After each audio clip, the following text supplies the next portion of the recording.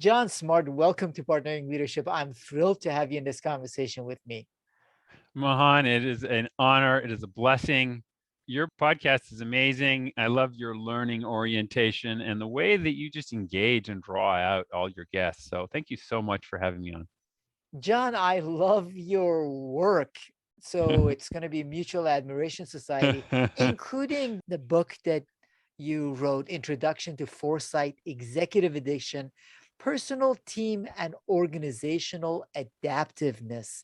What an outstanding book with so many frameworks for thinking to help us as individuals, teams, and organizations become adaptive in this more uncertain environment and faster pace of change that we're experiencing. But before we get to that, John, would love to first find out a little bit about you. Whereabouts did you grow up, and how did your upbringing impact who you've become?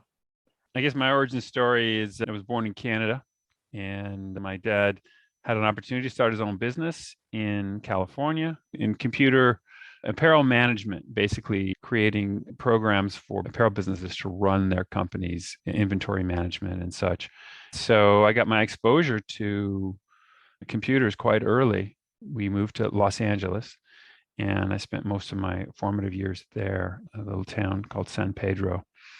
And I just got to see the astounding rate of improvement of these computers. Started in mini computers, and then ended up he was doing personal computers, which blew up, of course, in the 80s.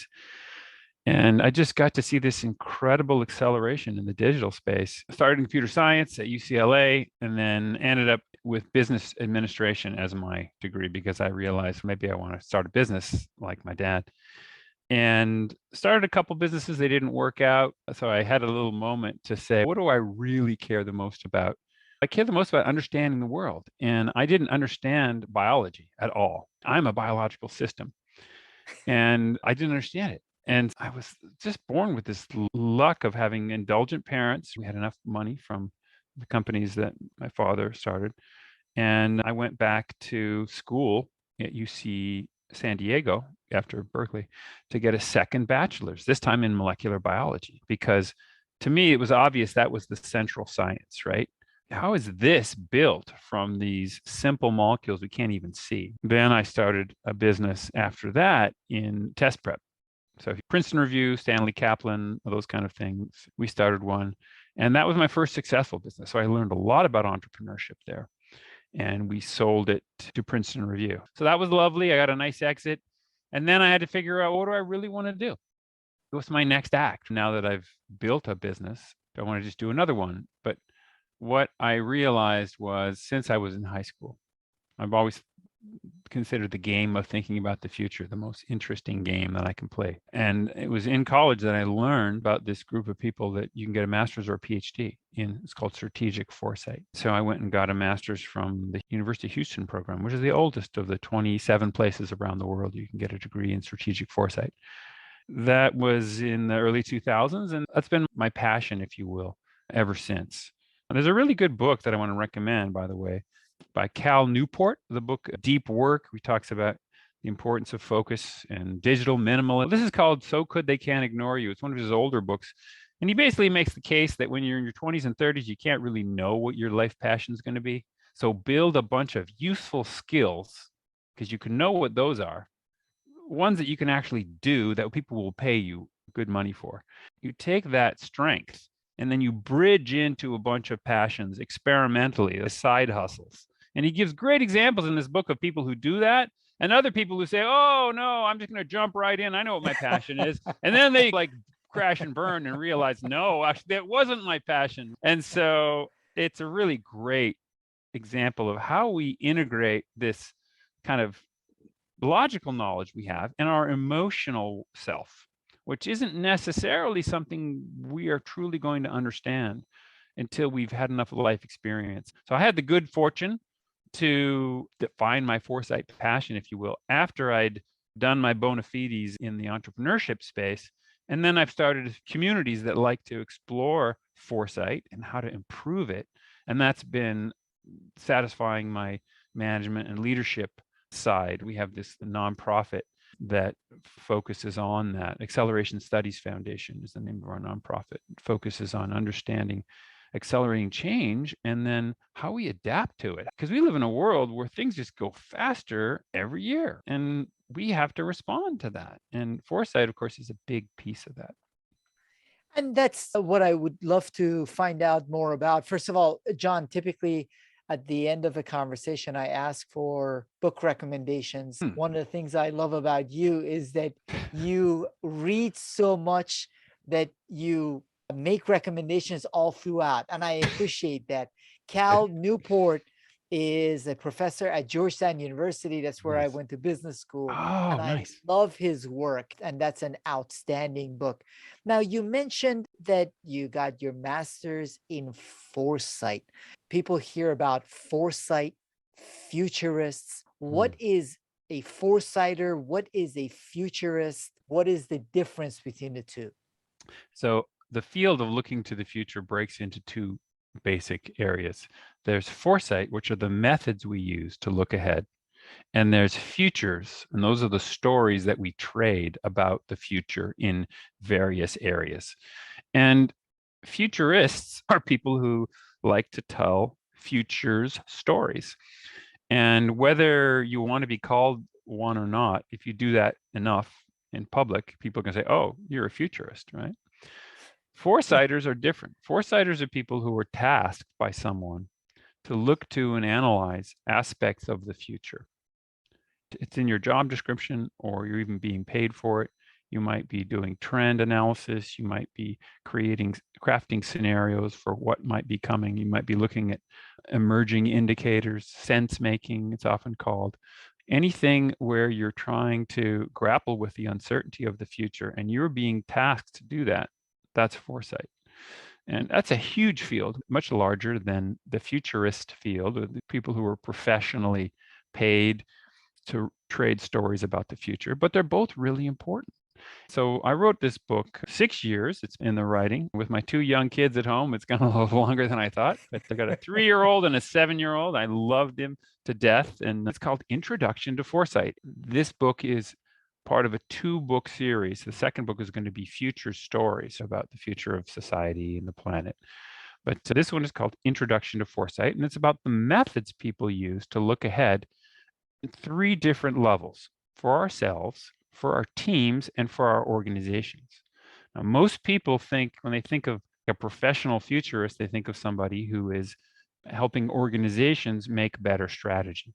But there's a huge literature in psychology on personal and team foresight as well. And one of the most useful things in my book is sharing some of these methods that people use to look ahead better personally and immediately, because the time horizon for foresight breaks into 4 domains very nicely. There's today's foresight, now until you go to sleep. There's the T's, which is tomorrow to the next 3 months, tomorrow to the next quarter. There's the 4's, which is the next quarter to the next 4 years, the next election cycle. There's a lot of people doing foresight in that space and being paid to do it, like a political strategist or whatever. And then there's everything after 4 years, which is long-term foresight. So today's, short-term, mid-term, long-term. And one of the things I try to stress in my book is foresight is a cycle. Learn, see, do, review. That's called the do loop. And learning is not about the future. It's about the past and the present. People in the intelligence communities are doing a lot of learning, but then they have to look ahead. And that's foresight. They have to imagine, okay, given what we know about the past and the present, where do we see things going? What are the predictable and the unpredictable things? Those are the 2 most important. And then once we've done that, we have to decide, what do we want to go toward and what do we want to steer away from? The positive and the negative of sentiment and our values that come from sentiment. And then we review. So figuring out our strengths in each of those is really beneficial. And there's a wonderful book by Nir Eyal called Indistractable. And it has a bunch of great tips for today's foresight, for how we get better at planning our day and staying on track for the things that our foresight told us we want to do today. And then at the end of the day, what do? We review. Where did I fall off of that? And he's got a bunch of really powerful, simple tips. One of the great ones is start your day with a schedule. Don't start your day with a task list. There's too many things on that list. Start your day with at least 2 things that you put on your digital schedule, so you can remain time aware throughout the day. When is that time box, as he calls it, coming up? And then when that time box finishes, you ask yourself before the end of the day, as soon as that time box is up, you say, did I get what I wanted done in that time box? Why not? How do I fix that? He's got lots of little tips for that. And that's all an example of today's foresight. And the big insight from my perspective in writing this book and reading the literature is the better we get at today's foresight, the more constantly we're doing it, the better we get at tomorrow and the next couple of days. And then suddenly we're running review cycles on the end of the week. And then we're actually taking seriously these end of quarter reviews, which a lot of people shrug off, but they're really valuable on teams and organizations. And of course, as managers, we're not evaluated on today's foresight. We're evaluated on the next quarter or the next 4 years, depending on where we are in the hierarchy. And then when you do those, will get you, if I'm squirting my own dopamine and I'm recognizing that I'm rewarding myself and I'm doing that within an hour, suddenly I am running the flywheel, as they call it. Listeners, I would ask you, how often do you reward yourself for reviewing what you've done in a time box in a particular day?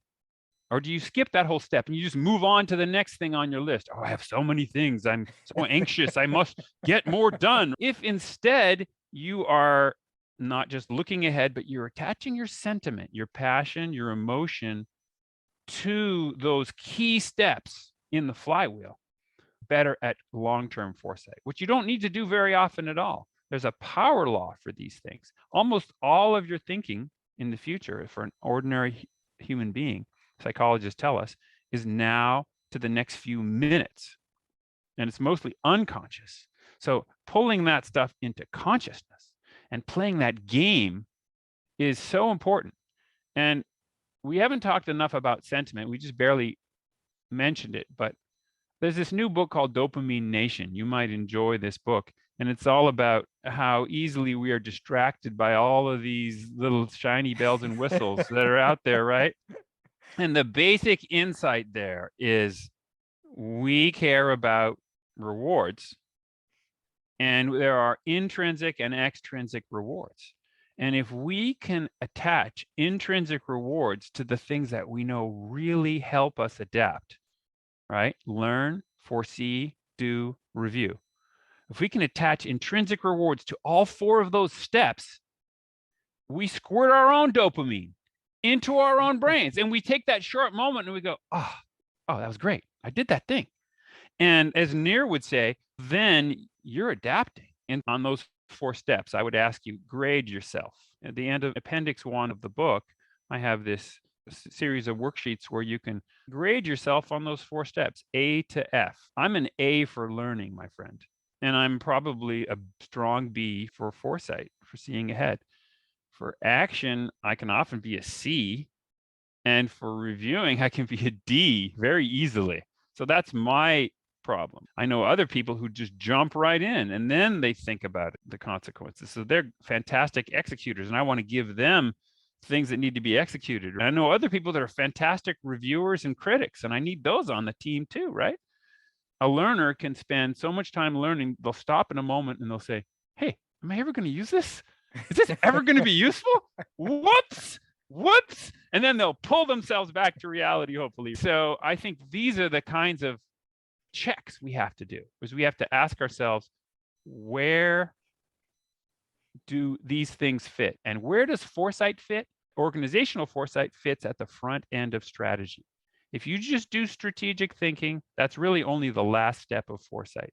Turns out foresight has another set of 4 steps. And the 4 steps of foresight are: we anticipate what's predictable, we innovate or imagine around what's uncertain and unpredictable, then we craft strategy around what we prefer, and then finally, we think about all the ways that we could fail and not get the things that we prefer. So these are called the 4 Ps. And my colleague Art Shostak came up with them in 2001. We think of the probable future, then we think about the possible future a little bit. We imagine alternatives and wildcards and things like that.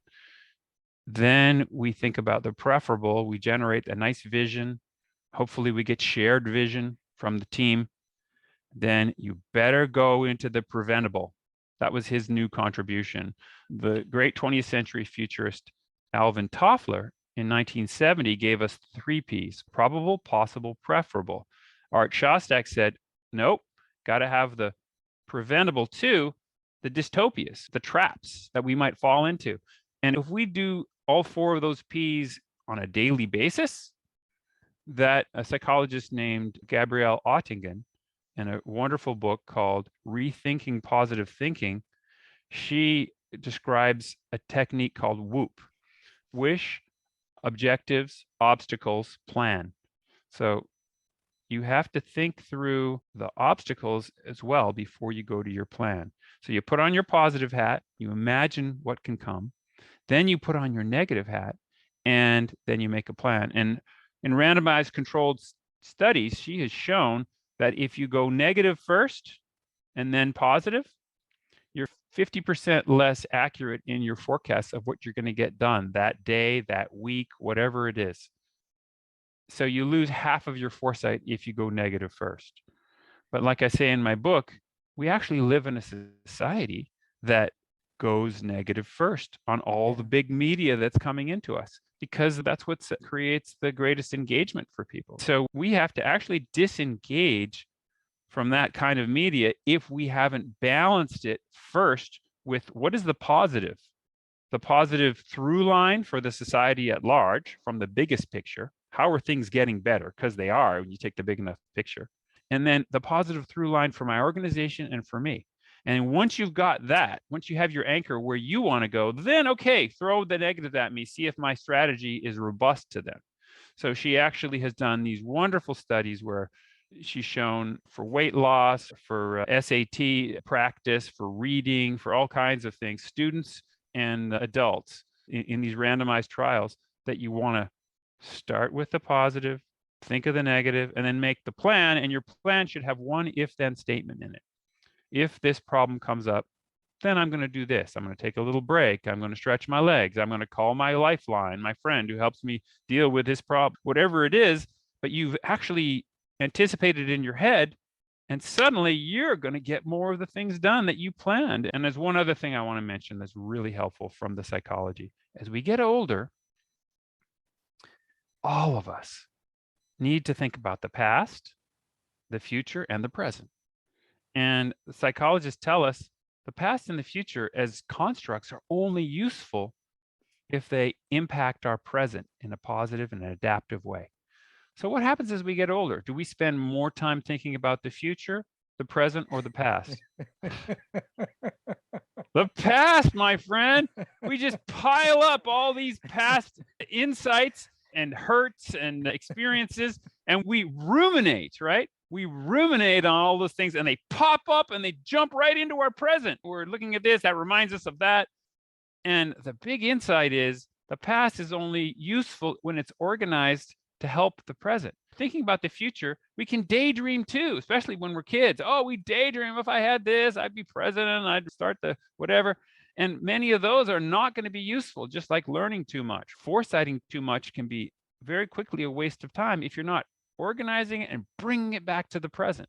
So my great tip for you, this is one of my most fun tip for people who are over 30, particularly over 50, okay, where I am, is every time you catch yourself ruminating about some past thing, flip it and make yourself at that moment think about the future. And I don't care if it's the next hour or the next few minutes or the rest of the day or what you're going to do tomorrow or even longer.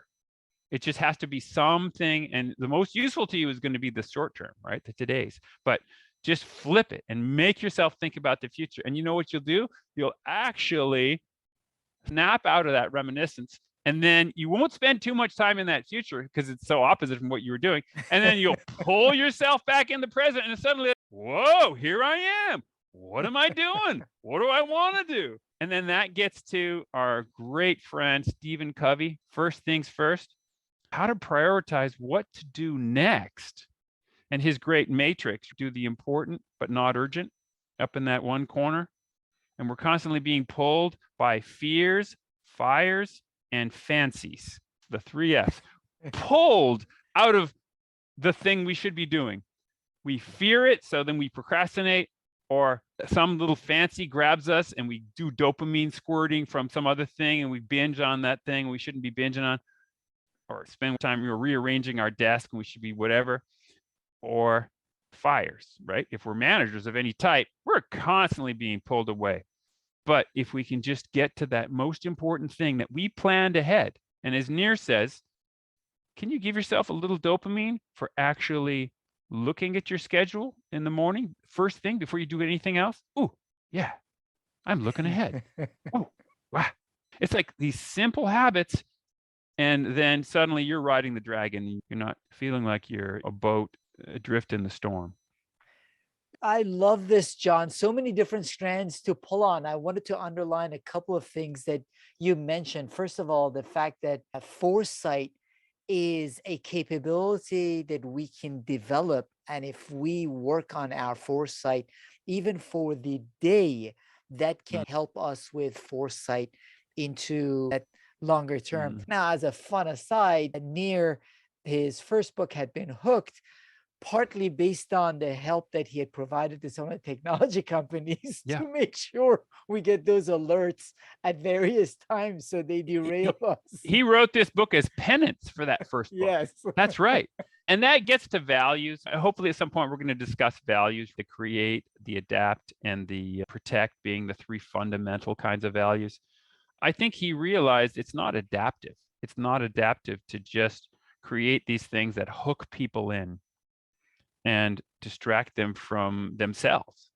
And so he wrote this other great book on the protection side. How do you protect yourself from that? You have to have both of those. You have to have the distraction and you have to have the focus. And then together, that leads to a network that is much more adaptive. What are the values of a social network? They're empathy and ethics. That's my personal view. Now, Jonathan Haidt has written a wonderful book, The Righteous Mind, and he and many other collaborators have this model, moral foundations theory. There are several models for what are culturally universal values. I recommend the readers who are interested in that topic look at Haidt's book, The Righteous Mind, and look at this moral foundations theory, and also look at the values model that I have developed in my book, if you're curious, which is based on these two fundamental qualities of living systems: evolution and development. Evolution is that creativity we talked about. If you look at my hand here, I'm holding up one hand, go from the palm to the fingers. It's constantly experimenting and creating variety. Development is doing the opposite. Development, if you hold up your hand and you go from the fingers down to the palm, it's converging. Development is a process that takes a complex system and keeps it on a life cycle. And so everything about humans that is the same from one to the other within the species, the reason you and I can use these words to talk to each other is because development has created these standards, and it's keeping those things the same in every cycle. Everything about our children that's different from us is an evolutionary process, an experimental process. Everything that is the same is a developmental process. And so creating and protecting the things that have worked in the past are two fundamental goals, if you will, of living systems. But then there's this network layer on top of that. Groups of living systems work as a superpower, as a team that has more capability than any single individual, the emergent power of the team. That model is called head, hand, and heart. Humans have these three unique capabilities. John Goodenough's book, Head, Hand, and Heart, he's a social activist, is a great overview of that. We have these opposable thumbs that can manipulate technology. So technology has always been the human story from the very beginning. We have these heads that can think ahead. That's the foresight. That's the unique ability. We can imagine into the future and create strategies to try and get what we can think. That's the head. You got the head and the hand. All right, let's talk about heart. Heart is the way that we use ethics and empathy to work together to create these strong, bonded relationships that are going after something that the whole group cares about. And then the human acceleration happens from there. It just take off. Cultural and technological acceleration. And today it's digital technologies that are the leading edge of that acceleration. So whereas many things in the human environment are actually slowing down. For example, all of the big coordinated actions that humans take, like to build a bridge, to create a new institution of learning. There's a famous observation that you get half as many drugs out of the FDA per $1 billion that you spend every 9 years. And it's been true since 1950 because there's just more lawyers, the value of human life goes up, the conservatism, the testing goes up, and human population is decelerating. Since 1960, the second derivative of human population growth has been negative. And now everyone knows it's sometime this century, we're going to hit 9, maybe 9.5 billion max. And then we continue to decelerate because having more kids becomes a liability in an urban and digital environment. And so most people choose to have less than 2 kids for every 2 people who can have kids. And so what's accelerating? Only these very special set of tools, these digital tools, and some of the things we can do with them, like secondarily biotechnology, the things we learn from this accelerating digital environment. But unfortunately, and I say this really with heart, unfortunately, that acceleration seems baked into the structure of physics, of the way the universe works. There's so many benefits to accelerating these digital technologies. We all want to accelerate them. And our ability to slow down the beast, if you will, maybe we can slow it down a little bit, but no, it's going to keep happening. So all the things we saw with PCs in the 80s and then the internet in the 90s and then smartphones in the 2000s and then AI, real biologically inspired, neuro-inspired AI starting in 2010 with deep learning. And now we have this thing that synthesizes human language, these large language models called ChatGPT, and then these image generators like DALL-E and Midjourney. Kids are using these things to create just crazy syntheses of human language that are incredibly powerful. They can write their own essays with these, but the thing itself is not intelligent. It's not AI. It's amplification of human language and summarization of human language. So it's basically making the sum total of all the knowledge that's available on the planet more and more accessible to us. And a lot of disruptive and bad things can happen with that, as well as good things. So the human machine teaming is really the central issue. My friend Gary Marcus wrote a book called Rebooting AI. It's a fantastic book on the future of AI that some of your people who care about that field might want to read. And he has a Substack that I recommend on the same topic. Substack is a really nice platform for newsletters. And what he basically says is these things have no self-knowledge, no world knowledge, no logic. So you have to be very careful in how we use them and realize that a lot of what they're going to say is going to be very convincing sounding BS. Because all they're doing is synthesizing all this language that we're all using to talk to each other. And so we're in this moment where we're seeing these accelerating tools, and at some point, the algorithms that we care about the most, the ethics, the empathy, right? The wisdom that human brains have, at some point, those kinds of things will be baked into these digital technologies, and we'll be able to trust them at least as much as we trust us. And the majority of us are trustable. Take the big picture, go back to MLK's, the arc of the moral universe is long, but it bends towards justice. In the big picture, the system is ratcheting towards a better future. And it takes some moral courage, right? Back to ethics and empathy. It takes some moral courage to decide what is that protopia that I want to move toward. John, as we think about it from the team and organizational perspective, when you look at those as also complex systems and try to use the Devo Foresight tool, how can that be used in the team organizational complex system framework? Let's start with teams because that's maybe the easiest for us to see. Teams have these fundamental values. The creative folks are really interested in, I call them goals, the goals, if you will. So there's three actors we want to consider. Individuals are the primary evolutionary agents, and groups are the primary protectors or developmental agent. And in the middle are networks. So if you ask what really survives in life as a system, it's not individuals and it's not groups.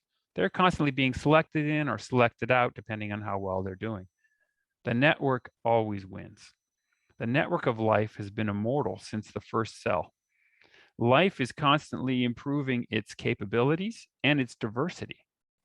And so we can start off by taking a very strong diversity-oriented perspective. And I'm not just talking about the diversity we find in, say, the diversity, equity, and inclusion activities, which are commendable in the way they are implemented in most organizations. I'm talking about diversity from a complex systems perspective. So there's a wonderful book by Scott Page, who's a complex systems researcher at University of Michigan, just down the street from where I am in Ann Arbor. And it's called The Difference. And the subtitle is How the Power of Diversity Creates Better Groups, Firms, Schools, and Societies. And what he shows is this network perspective is recognizing the power of the network and keeping network first, is that for all the complex questions that are not easily understandable, the tough questions, like what my strategy should be next, you want a cognitively diverse group inputting into that foresight process. And so what is cognitive diversity? What is skills diversity? What is experience diversity? I think you want to start by asking that question. What are the different skills that I don't have that I need in my network? That's how you create a powerful team or a powerful organization. And this leads us to probably the most well-known book that we'll talk about today, and that's StrengthsFinder. That's Gallup's StrengthsFinder by Don Clifton, the psychologist who created this tool for helping people hire better for their organizations. And he was so successful that he bought Gallup, the polling company, and created Gallup, the management consultancy. It's a great business story on Clifton. And so what did Gallup's research figure out? They polled 3-4 million people, and they came up with 34 strengths in the workplace. And these are unique skills that are useful, many of which are not your strengths. There's a diversity of workplace strengths that are worth knowing about. You can take the $50 test online, the Clifton StrengthsFinder, which I recommend you do at least once every 10 years. And it will sort your strengths from top to bottom. And one of the first things you'll discover is the ones that you're weakest in, you don't necessarily even think of them as strengths. Like the bottom 5, you might actually ridicule them. And so you'll go and you'll read the page on that particular strength, whatever it is, activator or developer or connector, futuristic, command, and you'll suddenly realize under certain circumstances, wow, that would really be a useful skill for me to have. And what I've done in my book is I've related the 34 workplace strengths to these 8 skills that I think all teams need to have. And 4 of them are foresight skills and 4 of them are action skills. Now, Gallup takes action skills and breaks them into executing, influencing, and relating. Those are the 3 actions they consider really important. So as leaders, we can say, how well am I executing? And how many people do I have on my team who have execution skills? How well am I influencing? Am I recruiting others, the stakeholders that I need to make my strategy actually work? And then finally, do I have enough relators on my team? Because we all know good bosses who get a lot done and they burn their people out because they never take breaks after the sprints. They never figure out how to keep those teams strong. They're great executors and influencers, and they suck at relating. So we got to have all of those. But then if you remember the do loop, you got to have good reviewers too. The auditors, the accountants, the people who are saying, how close am I to the mark? And if not, how do I get back on the mark? And then if you remember our learners, the learners actually come in front of the foresight. They're good at knowing history and the current state of things.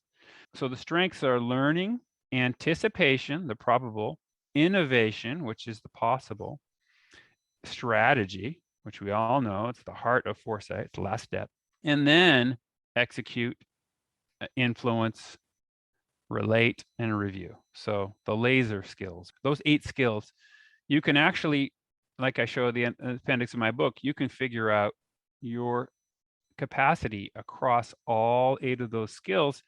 And like Gallup says, with their buckets of these skills, they have a 4-bucket system. For them, the future is just strategy, and they don't create a separate bucket for learning or reviewing like I do. But whether you use their 4-bucket model or my 8-bucket model, the same thing is true. You need diversity across all the buckets.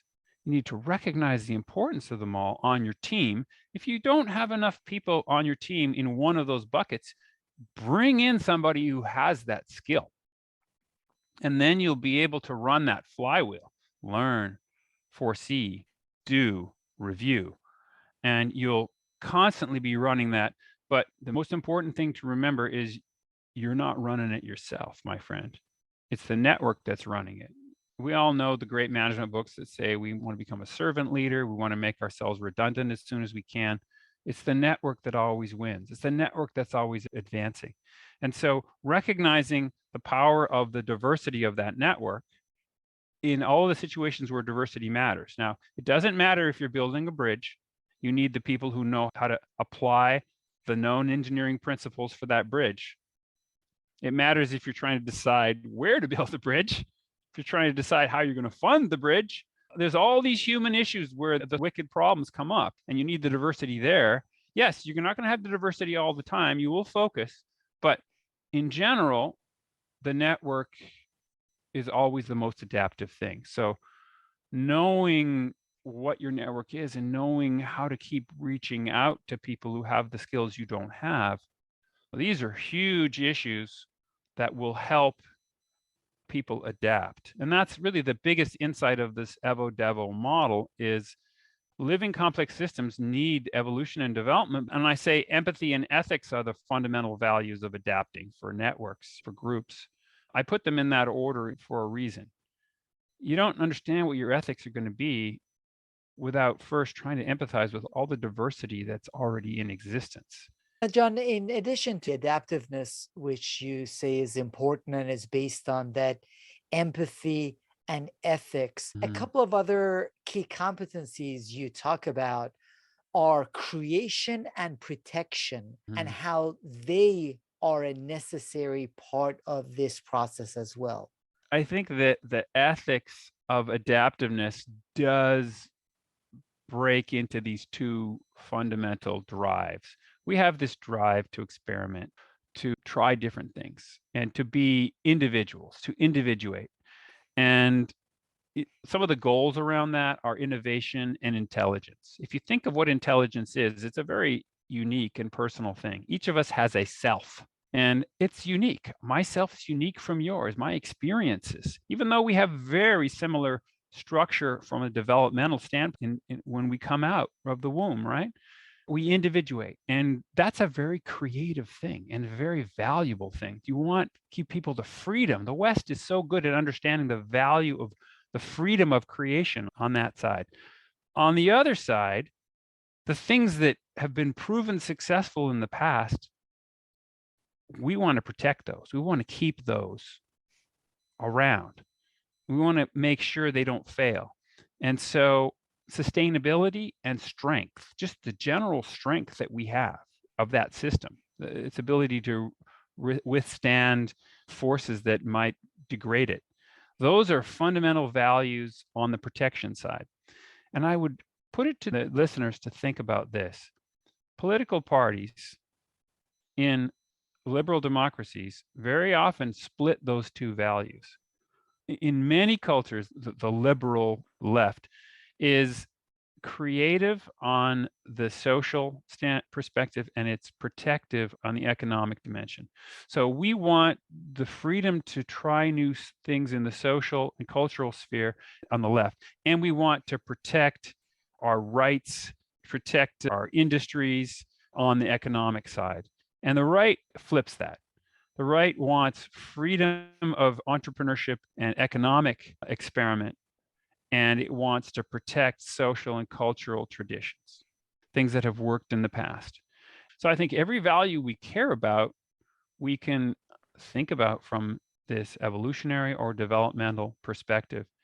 And the deepest thing that I would say to try and justify why this evo-devo perspective seems to be a universal one is the physics of the universe seems to sort, at least the way I see it, into these two fundamental approaches.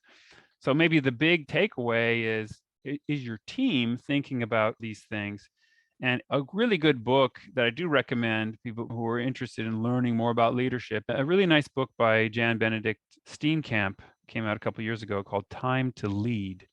And he actually takes this evo-devo perspective, this create, protect, adapt perspective. And he says there's a kind of leader that Isaiah Berlin identified in the 50s called the fox. And the fox is, they see many options and they don't have any clearly defined overarching goal very often. Mostly you can observe them as being very flexible and very opportunistic. So they have great ability to try different things based on the circumstances, and you can't really pin them down to what their top strategy is at any point.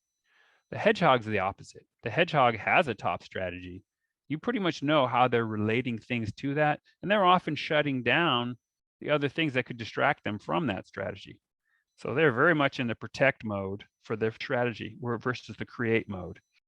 And then sitting atop those two is the eagle. And the eagle is somebody who they try to take a big picture view and have a strategy, but they're also very much into tactical agility. So they try and integrate with the big picture, but then they also want the tactical agility of the fox. And you can't really do that without having that big picture view. That's why the eagle's flying at the 64,000 feet or whatever very often. Now, most people are eagles to various types. They might be taking the big picture view for a particular thing in a particular group, but they're not necessarily flying high enough or taking a big enough picture. That's one of the big insights of being an eagle is if you have enough empathy for all the different views that are out there, you really can take that big picture view. You could say, yes, it's not working now, but it's working here in this other location.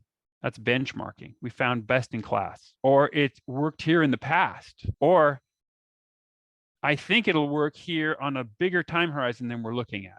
So we need to secure these new resources. We need to stretch our plan a little bit and backcast. It's called backcasting from the preferred future and see what are the steps that'll take us to that. So you do whatever you need to get that big picture integrated view. And then that helps you manage the fox and the hedgehog that are on your team. Now, what Steenkamp shows, he covers, I think, 20 different leaders in this book, and they're all famous people, military, political, and other historical leaders who have these fox, hedgehog, or eagle characteristics. He argues that you can be a great leader in any of those.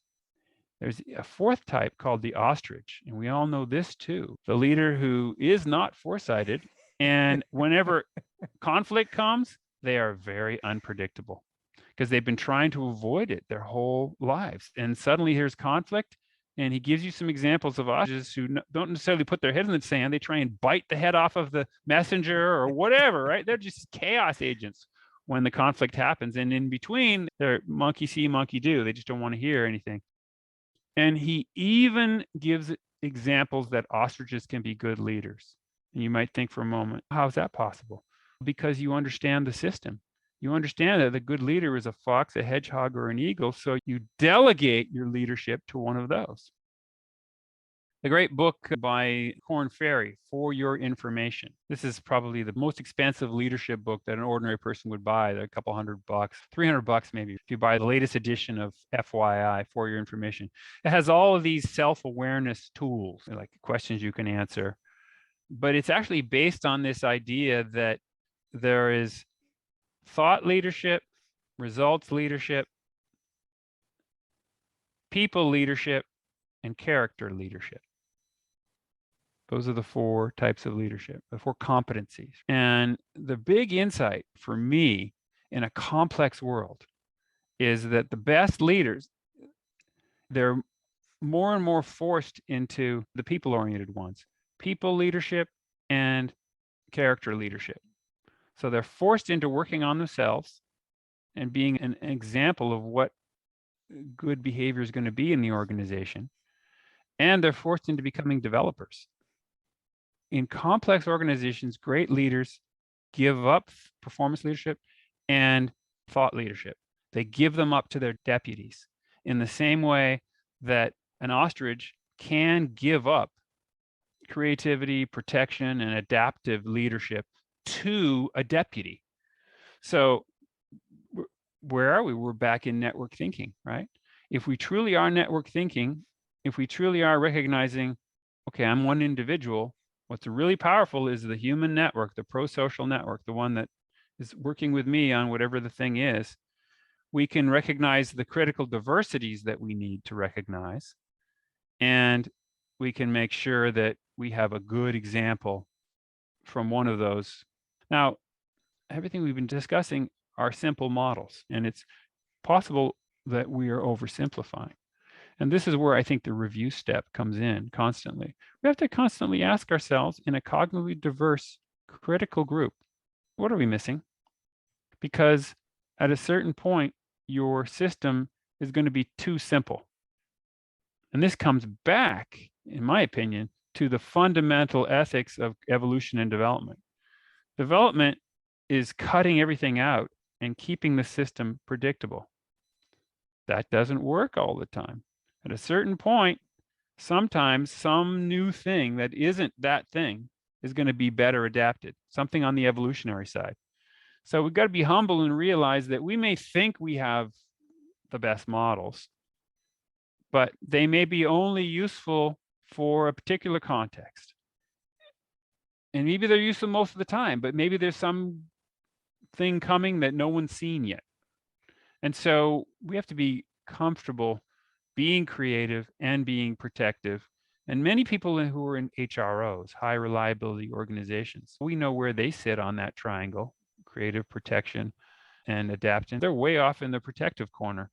They need to focus on creativity and how they get that freedom back in, and how they empower subgroups at the very least to do like the skunk works of Lockheed Martin, something that has that license to disrupt. And at the very least, you got to at least be willing to go and find it. If you're not doing it internally, you got to find out who is doing it. I have an updated version of SWOT, the strengths, weaknesses, opportunities, and threats.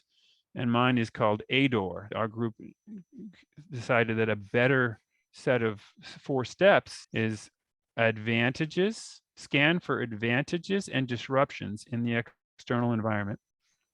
Advantages are good things that are not happening to you.